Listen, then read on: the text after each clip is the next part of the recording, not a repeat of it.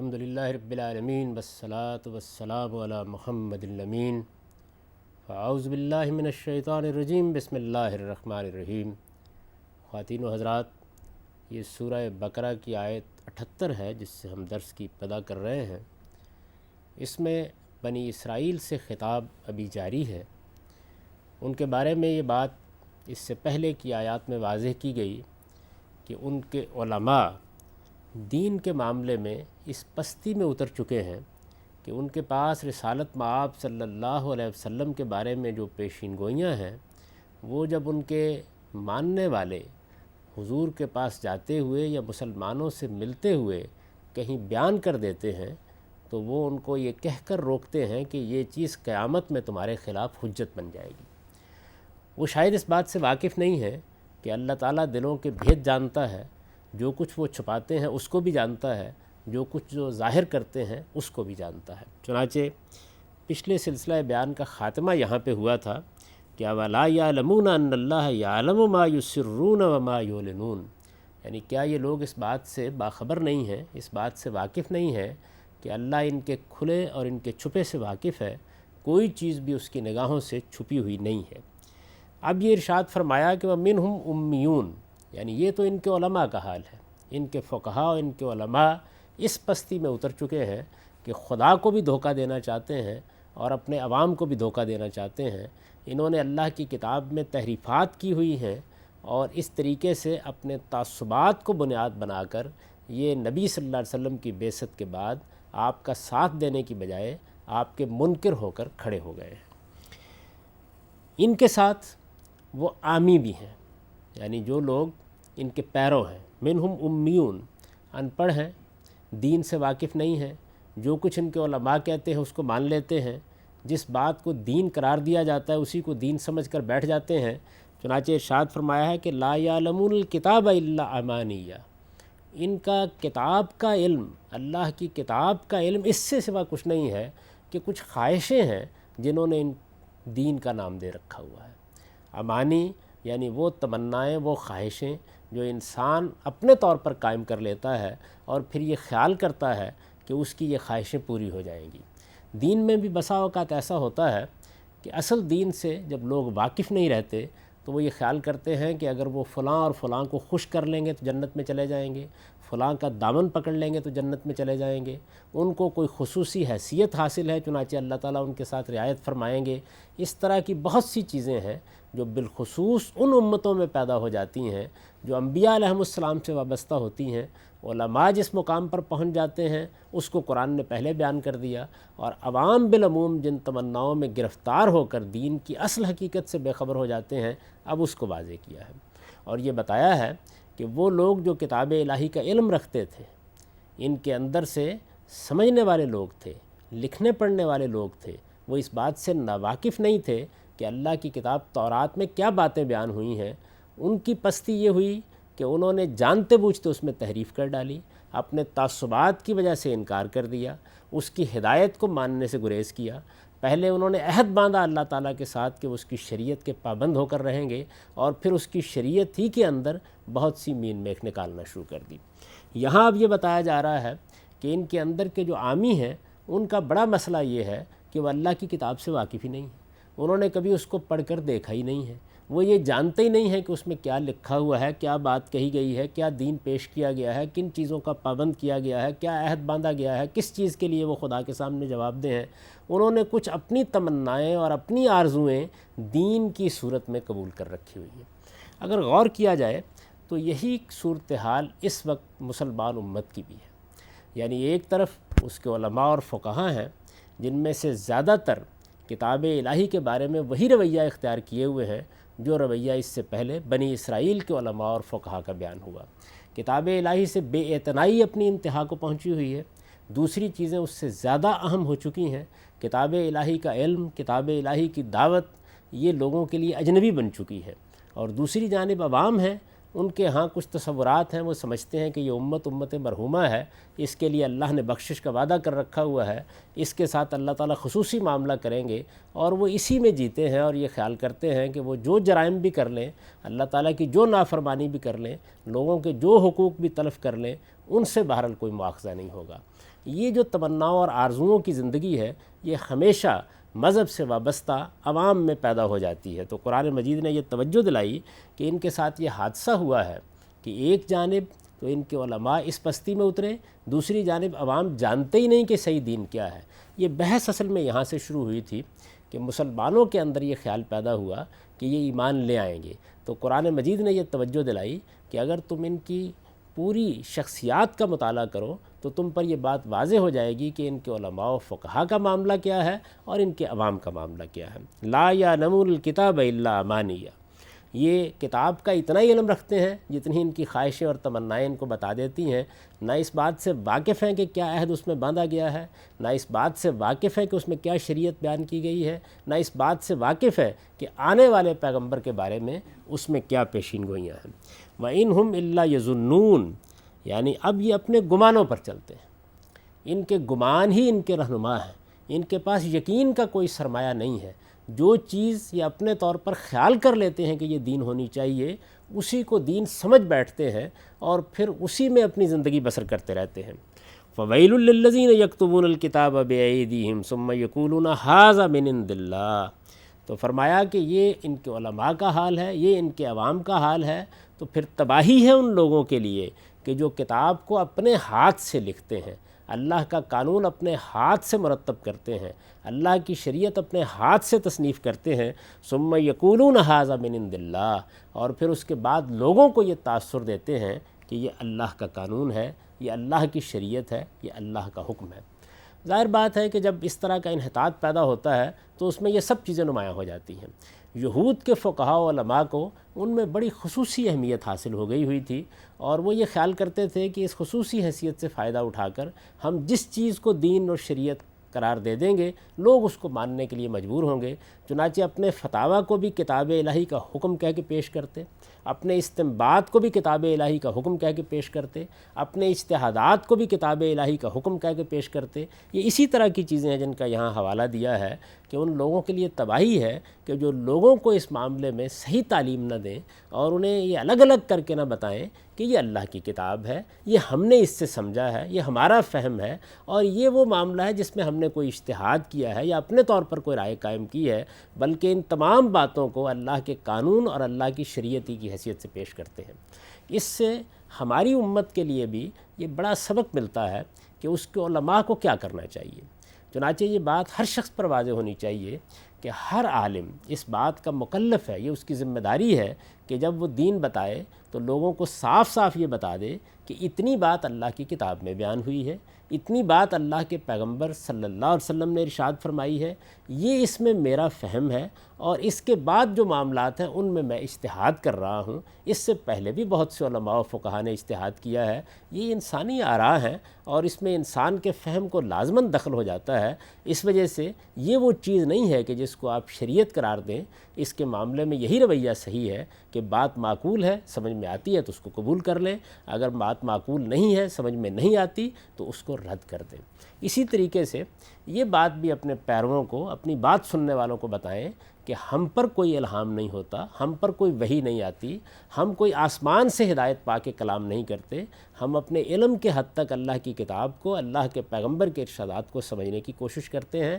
اگر کوئی بات ہمارے فہم میں آ جاتی ہے اس کو دیانتداری کے ساتھ بیان کر دیتے ہیں۔ ہم چونکہ عام انسان ہیں، اس وجہ سے جو دوسرے اہل علم ہوں ان کے پاس بھی جاؤ، ان کی بات بھی سنو، اور پھر جس بات کو بھی تم اللہ کی کتاب کے زیادہ قریب پاؤ، جس بات کو عقل عام کے زیادہ قریب پاؤ، اس کو قبول کر لو۔ اس طرح لوگوں کو تعصبات سے اٹھایا جائے، ان سے بالاتر ہو کر دین کو سمجھنے کی تعلیم دی جائے، یہ علماء کی ذمہ داری ہے، کیونکہ اس میں یہ بڑا خطرہ پیدا ہو جاتا ہے جس کی طرف یہاں قرآن نے اشارہ کیا کہ لوگ یہ خیال کرنے لگ جائیں کہ جو کچھ ان کے سامنے پیش کیا جا رہا ہے وہ اصل میں ان کے پروردگار کا حکم ہے۔ تو اللہ کا حکم کتنا ہے، کتنا ایسا ہے کہ جس کے معاملے میں کوئی اختلاف نہیں ہو سکتا، کتنا ایسا ہے کہ جس میں لوگ بہرحال 2 یا 3 آراء اپنے فہم کی وجہ سے اختیار کر سکتے ہیں، کتنا ایسا ہے کہ جس میں انسان کے اجتہادات کو دخل ہو گیا ہے۔ اس کو بالکل الگ الگ کر کے لوگوں کو بتانا چاہیے تاکہ لوگ دین کی تعلیم پائیں، دین کو سمجھیں، اللہ کی کتاب سے واقف ہوں، اور پھر اللہ کی کتاب کا علم عام کیا جائے تاکہ ہر مسلمان خود یہ اندازہ کر سکے کہ کیا بات کتاب الہی میں ہے اور کیا بات علماء کا یا فقہا کا فہم اور ان کا اجتہاد ہے۔ فَوَيْلٌ لِّلَّذِينَ يَكْتُبُونَ الْكِتَابَ بِأَيْدِيهِمْ، تباہی ہے ان لوگوں کے لیے کہ جو خدا کی شریعت اپنے ہاتھوں سے تصنیف کرتے ہیں۔ مطلب یہ ہے کہ وہ جس کو خدا کی شریعت کہہ رہے ہوتے ہیں وہ در حقیقت ان کا اپنا اجتہاد، ان کا اپنا فہم ہوتا ہے، اس کو وہ لکھتے ہیں۔ ثم یقولون، اور پھر لوگوں کے سامنے یہ بات بیان کرتے ہیں کہ ھذا من عند اللہ، یہ اللہ کی طرف سے ہے۔ اس میں اگر کسی آدمی سے فہم کی غلطی ہوئی ہے تو وہ تو بہرحال قابل معافی ہے، لیکن یہاں یہ معلوم ہوتا ہے کہ اس کا مقصد بھی اچھا نہیں تھا، یعنی نیت اور محرکات بھی اچھے نہیں تھے، بلکہ اس سے یہ مقصود ہوتا تھا تاکہ دنیا میں ان کا ایک مقام بنے، دنیا کی متاع ان کو حاصل ہو، اور اس میں لوگوں کی خوشنودی حاصل کرنے کا جذبہ بھی شامل ہو جاتا تھا۔ چنانچہ فرمایا لِیَشْتَرُوا بِهِ ثَمَنًا قَلِیلًا، وہ یہ چاہتے ہیں کہ یہ کام کر کے وہ لوگوں سے تھوڑی سی قیمت حاصل کر لیں۔ ظاہر ہے کہ پوری دنیا بھی اگر کسی آدمی کو پیش کر دی جائے اور دنیا کی بادشاہی بھی اس کے قدموں میں رکھ دی جائے اور اس سے یہ تقاضا کیا جائے کہ وہ اللہ کی شریعت میں یا اللہ کے قانون میں یا اللہ کے حکم میں لوگوں کی خواہشات کے پیش نظر کوئی تبدیلی کر دے، تو یہ قیمت حقیر قیمت ہے۔ اس کی وجہ یہ ہے کہ اس کے نتیجے میں جس چیز سے محرومی ہونی ہے وہ جنت ہے، خدا کی فردوس ہے، وہ اللہ کی وہ عنایت ہے کہ جس میں انسان کو ابدی نعمتیں حاصل ہوں گی، اور جس کے بارے میں قرآن مجید یہ کہتا ہے کہ لا خوف علیہم ولا ہم یحزنون۔ تو اس بات کی یہاں تعلیم دی گئی کہ ایک عالم کا درجہ کیا ہے، اس کو آخری درجے میں یہ بات معلوم کرنی ہے کہ صحیح بات کیا ہے، اللہ کا حکم کیا ہے، اللہ تعالیٰ کا فرمان کیا ہے، اللہ کا قانون کیا ہے، اللہ کی شریعت کا تقاضا کیا ہے، اس کو تحقیق کر کے یہ متعین کرنا ہے کہ کیا بات ہے جو فی الواقع میرے پروردگار کا منشا ہے، اور پھر اس کو لوگوں کے سامنے بیان کرنا ہے۔ کوئی دنیاوی مفاد، کوئی تعصب، کوئی دنیا کی بڑی سے بڑی چیز بھی ایسی نہیں ہونی چاہیے کہ جو آدمی کی رائے پر یا اس کے نقطہ نظر پر اس لحاظ سے اثر انداز ہو جائے۔ تو ارشاد فرمایا فَوَيْلٌ لَّهُم مِّمَّا كَتَبَتْ أَيْدِيهِمْ، یعنی تباہی ہے ان کے لیے اس کی وجہ سے بھی جو کچھ انہوں نے اپنے ہاتھ سے تصنیف کیا، لکھ کر اس کو خدا کی شریعت اور خدا کا قانون قرار دے دیا۔ وَوَيْلٌ لَّهُم مِّمَّا يَكْسِبُونَ، اور تباہی ہے ان کے لیے اس چیز کے بدلے میں بھی جو وہ اس کے نتیجے میں کما رہے ہیں، یعنی جو کچھ اس سے ان کو دنیا حاصل ہو رہی ہے، جو کچھ ان کو دنیا میں مقام اور مرتبہ مل رہا ہے، جو کچھ دنیا میں ان کو دنیا کی متاع حقیر مل رہی ہے، یہ سب کے سب ان کے لیے تباہی کا باعث بنے گی، کیونکہ ان کے اوپر لوگ یہ اعتماد کر رہے تھے کہ وہ انہیں اللہ کی بات بتائیں گے، وہ انہیں اللہ کے پیغمبروں کی بات بتائیں گے، وہ انہیں صحیح تعلیم دیں گے، لیکن جب انہوں نے یہ طریقہ اختیار کیا تو گویا اپنے آپ کو بھی دھوکہ دیا، لوگوں کو بھی دھوکہ دیا، اور اللہ کے بھی مجرم ہوئے۔ تو اس میں خاص طور پر اس چیز کی جانب توجہ دلائی ہے کہ ایک عالم کا اصلی فریضہ کیا ہے۔ اس کا اصلی فریضہ یہ ہے کہ وہ حق کی سچی گواہی دے، جو بات اس نے سمجھی ہے اسی کو بیان کرے، اور اس معاملے میں کسی ملامت کرنے والے کی ملامت کی کوئی پرواہ نہ کرے، نہ اس کے اوپر اپنے تعصبات کا غلبہ ہونا چاہیے، نہ لوگوں کے جذبات کا غلبہ ہونا چاہیے، نہ لوگوں کی خوشنودی اس کے پیش نظر ہونی چاہیے، نہ اس کو یہ خیال کرنا چاہیے کہ اس کے نتیجے میں دنیا کی کوئی نعمت اس کو مل جائے گی۔ اس کو صرف دیانتداری کے ساتھ یہ دیکھنا چاہیے کہ کیا بات صحیح ہے، کیا بات خدا کی کتاب میں لکھی ہوئی ہے، کیا بات اللہ کے پیغمبروں نے فرمائی ہے، اور کیا چیز ہے کہ جو میں دین کی حیثیت سے پیش کر رہا ہوں۔ اس معاملے میں اگر موجودہ زمانے کے یا کسی اور دور کے یا ماضی کے یا حال کے یا مستقبل کے کچھ بھی ان کے سامنے خدشات آ جائیں، ان سب کو ایک طرف رکھ کر یہ دیکھنا چاہیے کہ بغیر کسی تعصب کے، ہر طرح کی فرقہ بندیوں سے بالا تر ہو کر میں کتاب اللہ کی کیا بات سمجھا ہوں اور مجھے وہی پیش کرنی ہے۔ اور ظاہر ہے کہ ہر انسان اپنے فہمی کا مکلف ہے، اس کو دیانتداری کے ساتھ وہی بات پیش کرنی چاہیے، کیونکہ اللہ تعالیٰ نے یہاں بڑی سخت وعید سنائی ہے، اور اس کے مخاطب خاص طور پر علماء ہیں۔ یہود کے علماء کو یہ کہا ہے کہ اگر وہ اس طریقے سے اپنی ہاتھوں سے شریعت تصنیف کریں گے اور پھر اس کو اللہ کا قانون قرار دیں گے، اپنی طرف سے کوئی بات کہیں گے اور وہ در حقیقت اللہ کی بات نہیں ہوگی لیکن اسے اللہ کی بات باور کرائیں گے، تو یہ چیز ان کے لیے تباہی اور بربادی کا باعث بن جائے گی۔ یہ ہو سکتا ہے کہ کسی بڑے سے بڑے صاحب علم کو اللہ کی بات سمجھنے میں غلطی لگ گئی ہو، دیانتداری کے ساتھ وہ اس کا مفہوم متعین کرنے میں غلطی کھا گیا ہو، یہ ایک بالکل الگ چیز ہے، لیکن جانتے بوجھتے